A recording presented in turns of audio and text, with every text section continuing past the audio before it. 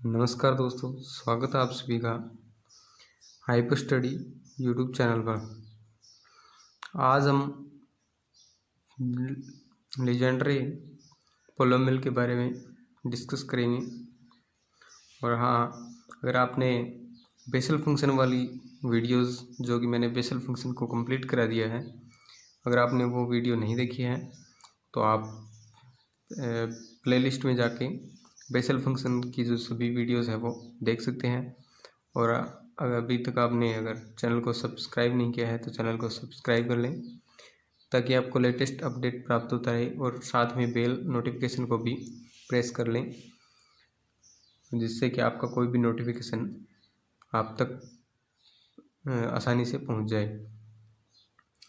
तो आज हम लीजेंड्रे डिफरेंशियल इक्वेशन देखेंगे और उसके सॉल्यूशन के बारे में भी विस्तार से पढ़ेंगे। तो लीजेंड्रे डिफरेंशियल इक्वेशन को किस प्रकार लिखते हैं? हम लीजेंड्रे डिफरेंशियल इक्वेशन को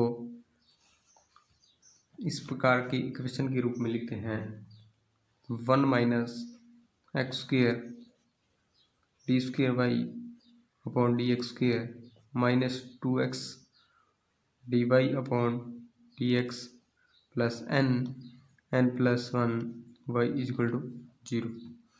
यहाँ n की जगह m भी हो सकता है या और कोई भी कांस्टेंट जो कि किस में बिलोंग करे, n में बिलोंग करे, उसको हम यहाँ n की जगह रख सकते हैं। तो जैसे कि हमने बेसल इक्वेशन के अंदर भी बेसल पोलोमियल या बेसल फंक्शन के अंदर भी बेसल इक्वेशन देखी थी, उसी प्रकार लीजेंड्रे पोलोमियल पढ़ने से पहले हमें लीजेंड्रे डिफरेंशियल इक्वेशन का पता होना चाहिए। लीजेंड्रे डिफरेंशियल इक्वेशन को हम इस प्रकार से डिनोट करते हैं: 1 minus x square d square y upon d x square minus 2x d y upon d x plus n plus 1 y equal to 0, जहाँ n क्या है? एक नेचुरल नंबर है। अब हम देखेंगे कि इसका सॉल्यूशन क्या होता है और इसका सॉल्यूशन करेंगे, यानी जो y की वैल्यू आएगी वही हमारा क्या हो जाएगा? लीजेंड्रे पोलोमियल हो जाएगा। दोस्तों, इसका सॉल्यूशन है वो कि काफ़ी बड़ा किया हुआ है, जो कि ना परीक्षा में भी नहीं पूछा जाता। तो हम लास्ट इसके डायरेक्ट रिजल्ट पर चलते हैं। तो इसका डायरेक्ट रिजल्ट हमें दिया हुआ है कि y equal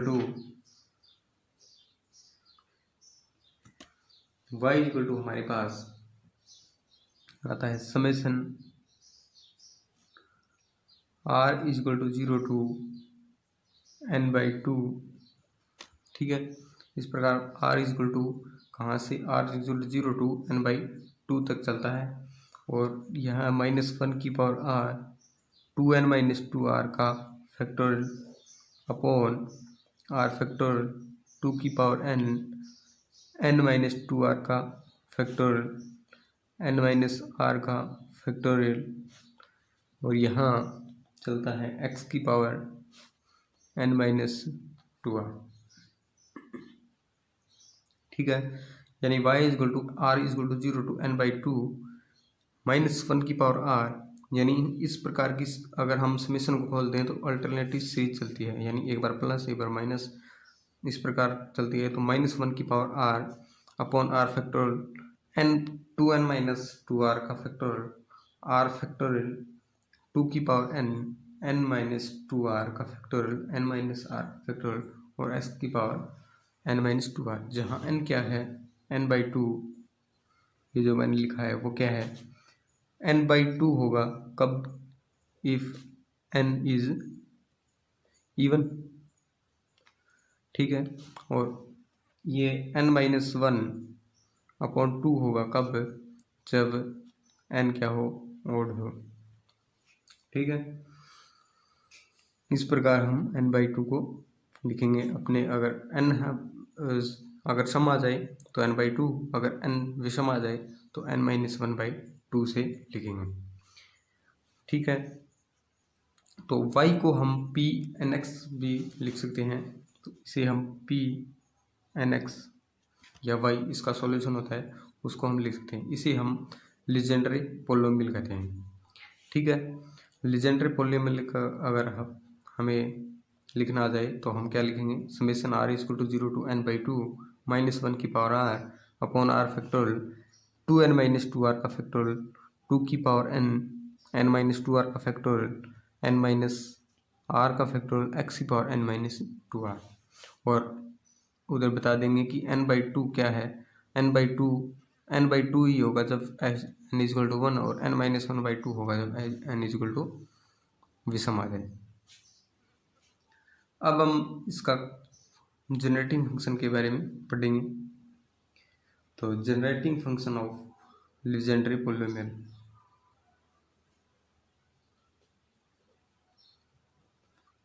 function of Legendre polynomial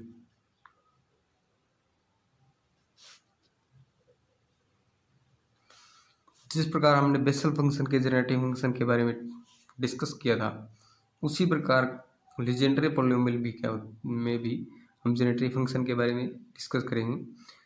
यहाँ हमें जनरेटिंग फंक्शन इस प्रकार डिनोट करेंगे, 1 माइनस 2xz प्लस जेड की स्क्वायर और minus 1 by 2 equal to summation n equal to 0 to infinity z की power n P n x. ठीक है, जहाँ x क्या है, x का मैग्नीट्यूड लेस देन 1 और z का मैग्नीट्यूड लेस देन 1। ठीक है, यहाँ जनरेटिव फंक्शन को 1 माइनस 2xz प्लस जेड की power minus 1 by 2 summation n equal to 0 to infinity z की power n P n x से लिखेंगे। ये हमारा क्या कहलाएगा, जनरेटिव फंक्शन कहलाएगा। अब हम इसको विस्तार से पढ़ेंगे कि जनरेटिव फंक्शन ये इसके इक्वल कैसे आया। तो सबसे पहले मैं LHS से शुरू करता हूँ। ठीक है, LHS इक्वल टू RHS दिखा देंगे तो हमारा ये जनरेटिव फंक्शन प्रूफ हो जाएगा। ये परीक्षा में भी पूछा जाता है कि प्रूफ दैट, ये दे देंगे generative function 1 minus 2xz plus z square minus 1 by 2 equal to n equal to 0 to P n x z की पावर n इक्वल टू, ये दोनों इक्वल होते हैं। तो इसके लिए हम LHS से शुरू करते हैं। तो LHS में हमें दिया हुआ है कि 1 minus 2xz plus z square की पावर माइनस 1 बाई 2। दोस्तों अब हम इसको हम जनरेट करेंगे, इसको हम प्राप्त करेंगे। तो यहाँ पर देखिए कि आपको क्या कॉमन नज़र आ रहा है, जेड कॉमन नज़र आ रहा है। तो मैं इसको इस प्रकार भी लिख सकता हूँ, 1 माइनस जेड कॉमन ले लिया तो यहाँ पर क्या बचेगा, 2x माइनस जेड। ठीक है, और इसकी पावर क्या हो जाएगी, माइनस 1 बाई 2। ठीक है, इतना समझ में आ गया। यानी यहाँ से मैंने क्या कॉमन लिया था, जेड कॉमन लिया था और माइनस जेड कॉमन लिया था, सॉरी। तो माइनस जेड कॉमन लेने पर 2x माइनस जेड बच गया और माइनस 1 बाई 2। अब हम a माइनस बी या a प्लस बी की पावर n हो, उसको हम कैसे सोल्व करते हैं। जैसे द्विपद प्रमेय में हमने पढ़ा था कक्षा 11 के अंदर कि nc0 a की पावर n b की पावर 0 प्लस nc1 a की पावर n माइनस 1 b की 1 डैश डैश, इस प्रकार हम चलते जाते हैं। तो इसी प्रकार हम यहाँ इसको सोल्व करेंगे।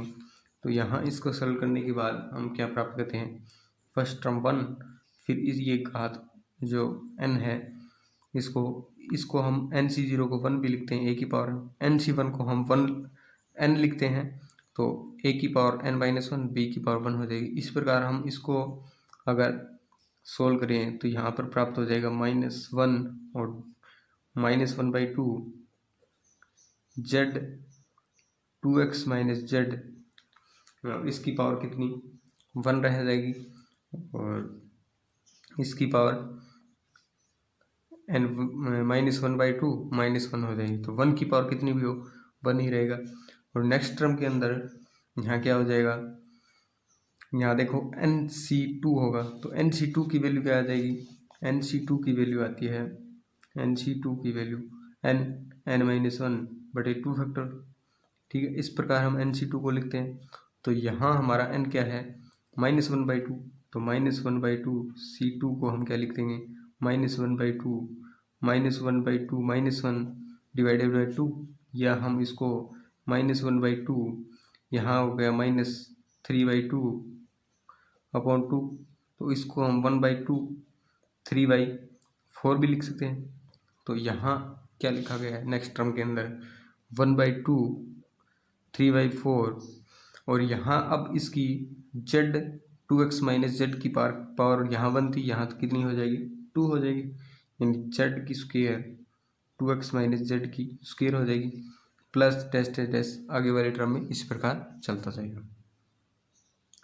अब हम इसकी अगर nवीं टर्म लिखना चाहें तो nवीं टर्म क्या होगी कि देखिए यहाँ ऊपर वाली सीरीज देखें तो यहाँ कौन सी सीरीज बन रही है, यहाँ बन रही है 1 3 फिर 5 इस प्रकार, तो 2n-1 लिख सकते हैं nवां पद। तो n की जगह 1 रखें तो हमारे पास क्या प्राप्त होगा 2-1 यानी 1, n की जगह 2 रखें तो 4-1 यानी 3, n की जगह 3 रखें 6-1 यानी 5। इस प्रकार ये ऊपर वाली टर्म यानी 1 3 2n-1 चलती जाएगी।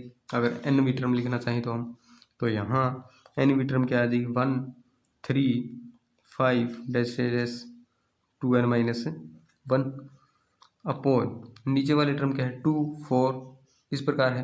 तो यहाँ हम इसको कैसे लिख सकते हैं, यहाँ हम nवीं टर्म को 2 4 डैश डैश 2n लिख सकते हैं, क्योंकि अगर n इक्वल टू 1 रखें तो 2n इक्वल टू 2 रखें तो 4, n इक्वल टू 3 रखें तो 6। तो इस प्रकार हमें ये nवीं टर्म अगर फाइंड करनी है तो यहाँ हम 2n लिख देंगे 2 4 डैश डैश 2n, ठीक है। और यहाँ देखो अब nवीं टर्म है तो यहाँ पर पावर कितनी आ जाएगी n आ जाएगी, यानी z की power n 2x minus Z की पावर n, ठीक है दोस्तों, इतना समझ में आया। अगर हम इससे पहले वाली इससे पहले वाली टर्म लिखना चाहें तो इससे पहले वाली टर्म क्या हो जाएगी, n की जगह क्या करेंगे अब n-1 करेंगे, तो यहाँ पर 1 3 5 डैश डैश, यहाँ n की जगह n-1 किया तो यहाँ 2n-3 हो गया 2n-3, यहाँ n की जगह n-1 किया तो यहाँ 2n-2 हो जाएगा 2 4 डैश डैश 2n-2, ठीक है। अब यहाँ n की जगह क्या करेंगे माइनस, तो z की पावर n-1 और 2x माइनस जेड की पावर n-1 हो जाएगी। इतना समझ में आ गया, तो आगे हम चर्चा करेंगे। आगे हम देखते हैं कि इस वाले टर्म जो कि इसको टर्म दे देते हम इसको t(1) प्रथम टर्म, इसको t2 द्वितीय टर्म, इसको t3, और ये tnवीं टर्म है और ये tn-1 टर्म है, ठीक है। अब हम यहाँ पर हमारे पास LHS चल रहा है, इसको हम एक साइड में कर दिया, ये समझाने के लिए था। तो यहाँ LHS और यहाँ ये इसको हम अगर सॉल्व करके ये RHS प्राप्त कर लिया हमने। अब दोनों साइड हम क्या कंपेयरिंग करेंगे z की पावर n टर्म की, z की पावर n की इस साइड से और z की पावर n की इस साइड से, हम दोनों साइड कंपेयरिंग करेंगे, ठीक है। तो यहाँ देखिए कि nवीं टर्म है tnv, उसमें हम z की n का कोफिशिएंट देखें तो हमारे पास क्या मिलेगा, कोफिशिएंट ऑफ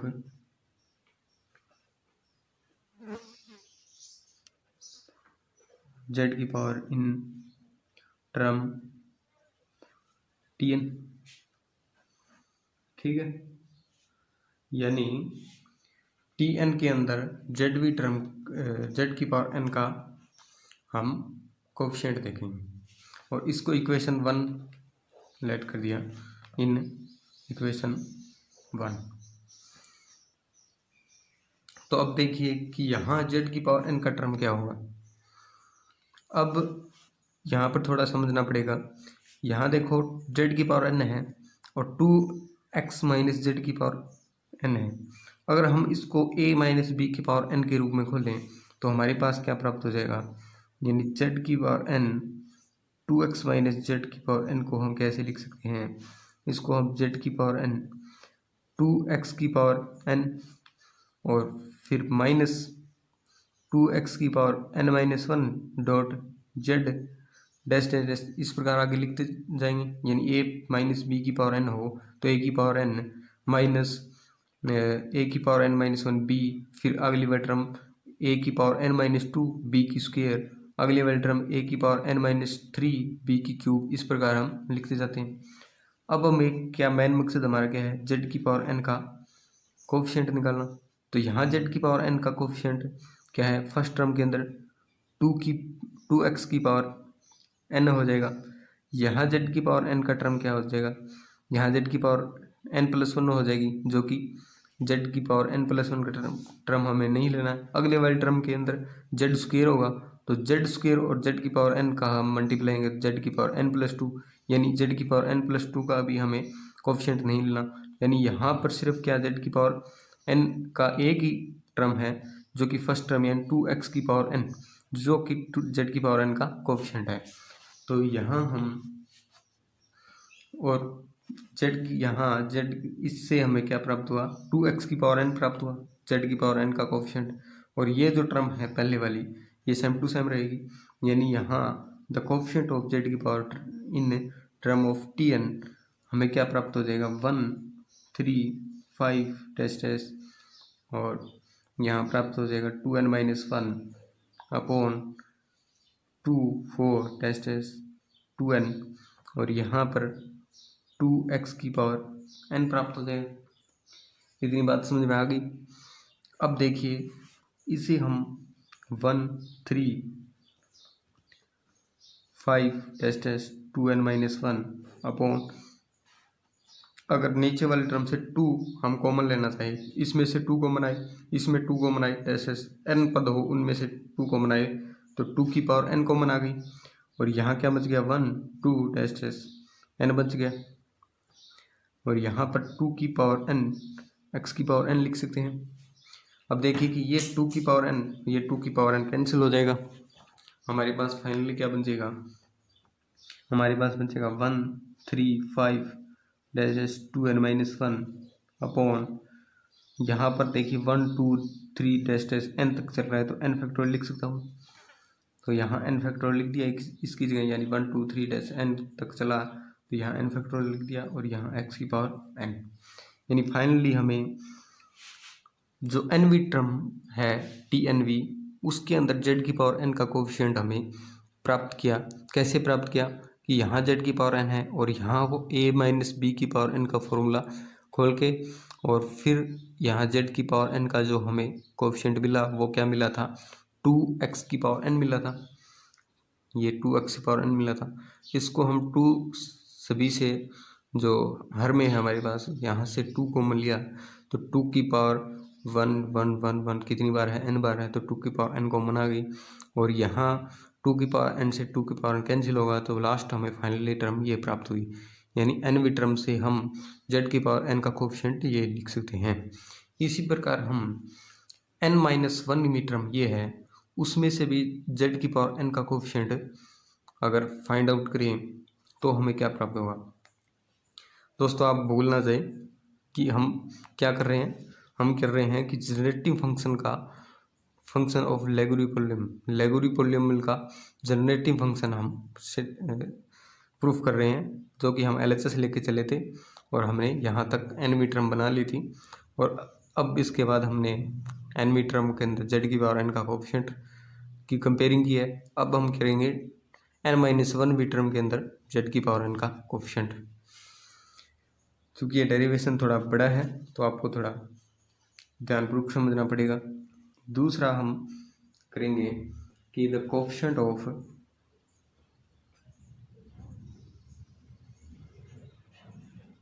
z की power n in term tn minus 1 of equation 1। ठीक है, यानी n माइनस 1वीं टर्म ये आपको दिख रही है। इनमें से हमें t की पावर n का कोफिशिएंट फाइंड आउट करना है।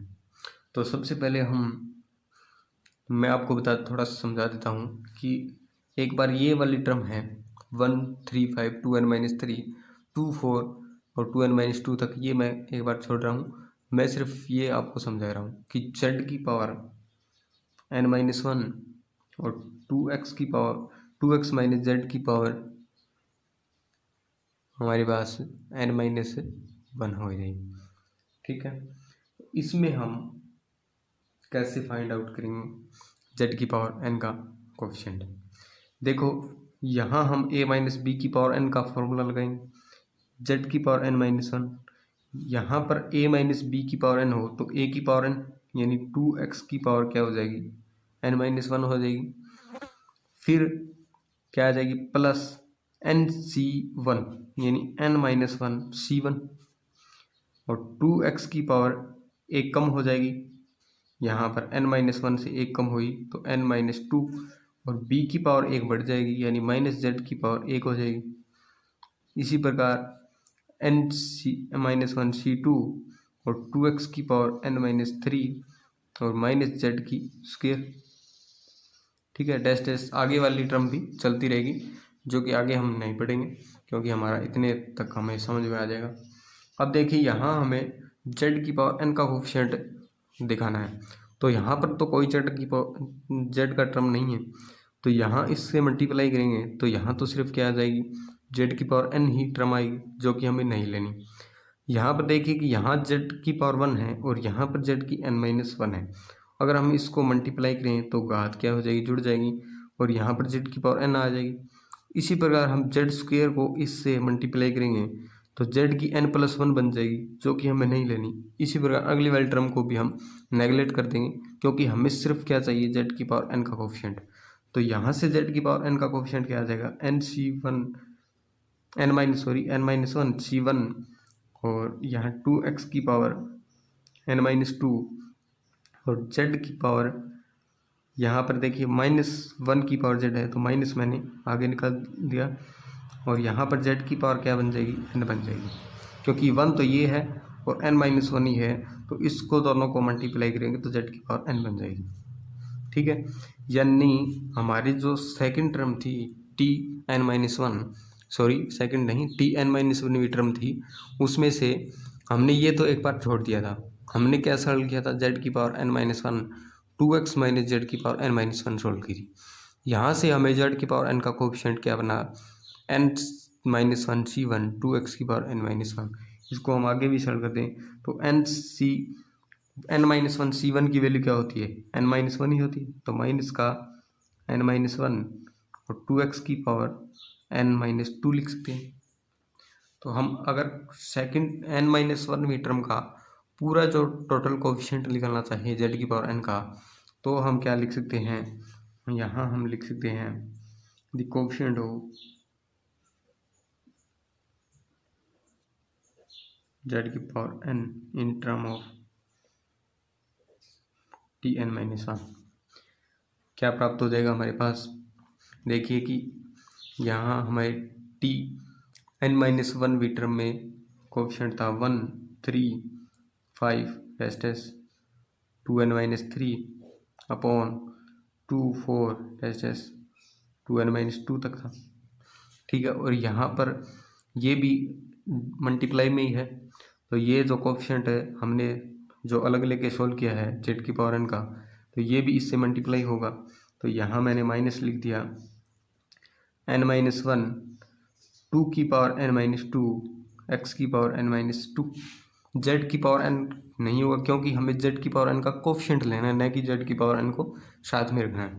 तो हमें कोफिशिएंट लिया तो ये प्राप्त हो गया। अब देखिए इसको और सॉल्व करते हैं। दोस्तों हमारा मेन मकसद होगा कि जो हमारी nवीं टर्म के अंदर आई थी, ये जो nवीं टर्म के अंदर कोफिशिएंट आया था यानी 1 3 5 2n-1 upon n factorial dot x की पावर n, उसी प्रकार हमें ये जो कोफिशिएंट है वो सभी टर्म में क्या लेना है, हमें कॉमन लेना है। तो यानी इस प्रकार का कोफिशिएंट हमें प्रत्येक टर्म के अंदर बनाना पड़ेगा। तो ये हमारी जो कोफिशिएंट है वो अलग बन रहा है तो हम उसको पहले वाली कोफिशिएंट की तरह बनाएंगे।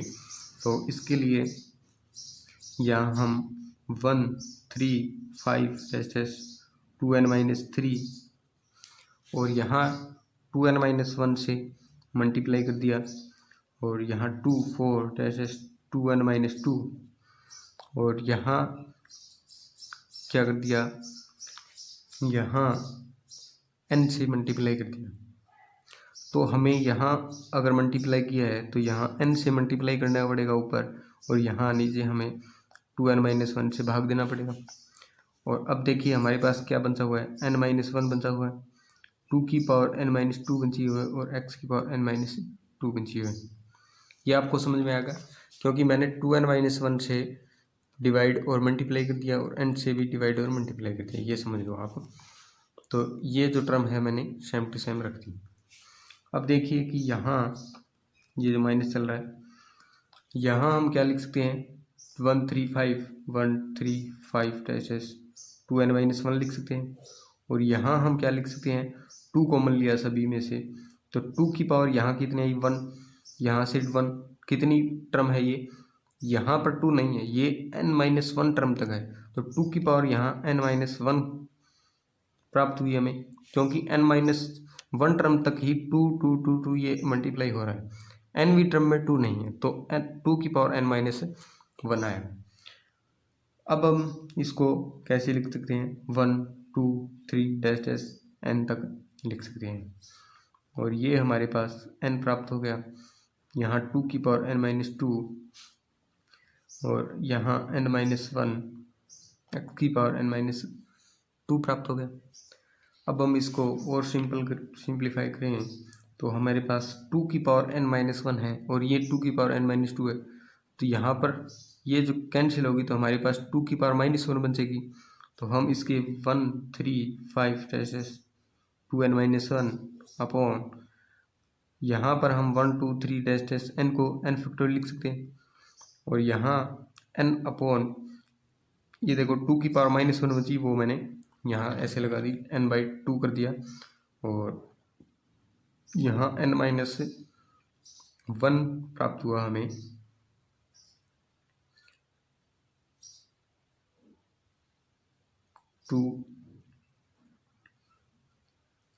n-1 ये रह गया और n अपॉन ये जो टर्म है 2n-1 ये हमने लिख दिया 2n-1 और n-1 x की पावर n-2, यानी ये हमें प्राप्त हुआ finally n-1 2 upon 2n-1 x की पावर n-2। इसी प्रकार हम अगली वाले टर्म में अगर z की पावर n का कोफिशिएंट का तुलना करें, यानी अगली वाली टर्म कैसे कौन सी, यहाँ हमने tn-1 टर्म में z की पावर n का कोफिशिएंट की तुलना की थी। अब इससे पीछे वाली यानी tn-2 वाली टर्म में हम z की पावर n का कोफिशिएंट की कंपेयरिंग करें, कंपेयरिंग द कोफिशिएंट ऑफ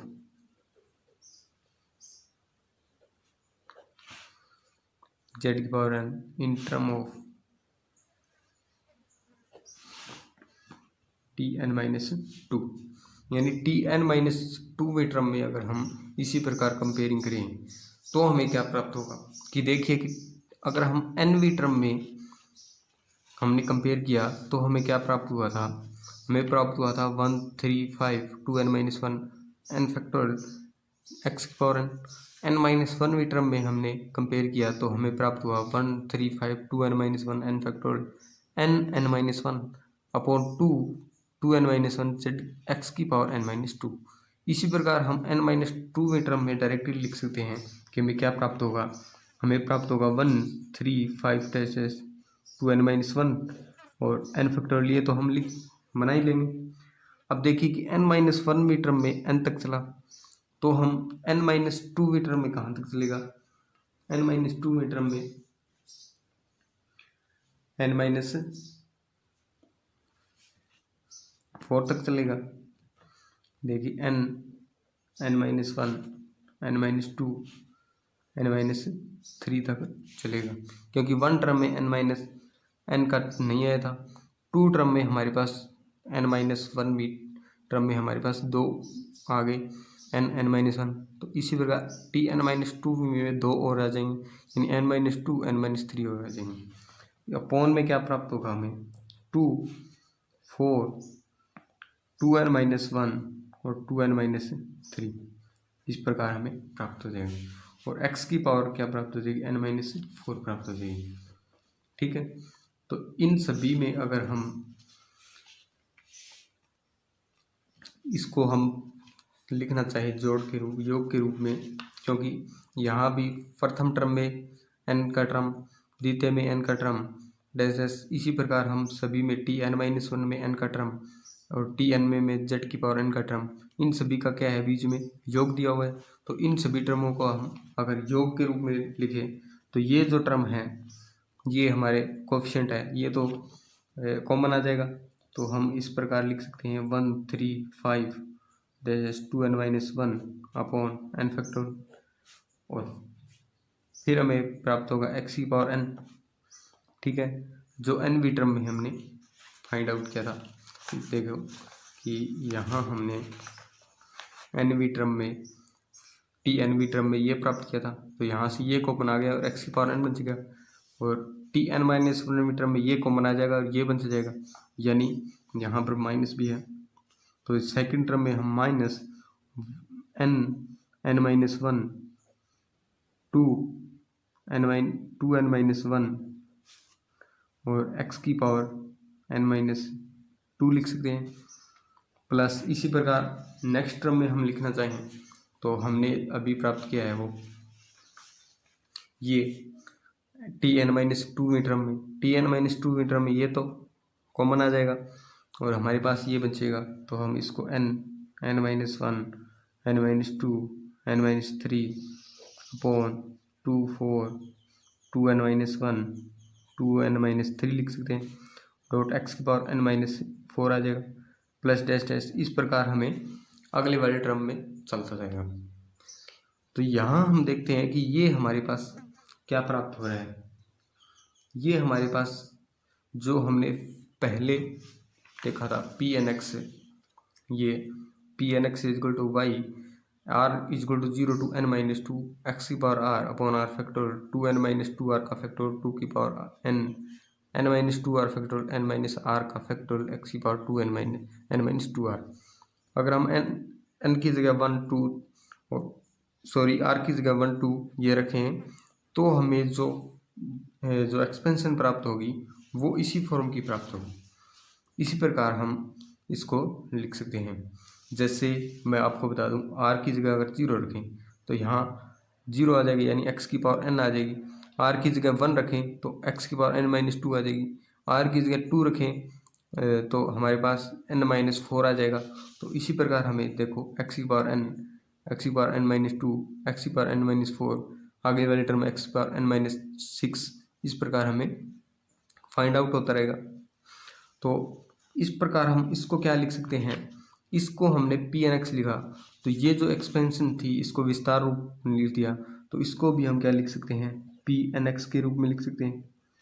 ठीक है, और ये हमारे पास क्या प्राप्त हो जाएगी Pnx प्राप्त हो जाएगा। तो सिंपली हम क्या लिख सकते हैं, हमारे पास LHS क्या चल रही थी, LHS हमारे पास थी ये देखो कि 1 - 2xz LHS हमारे पास थी 1 - 2xz प्लस z स्क्वेयर की पावर -1/2, और RHS हमें Pnx प्राप्त होगी। ठीक है, Pnx प्राप्त होगी कब, z की पावर n के टर्म में।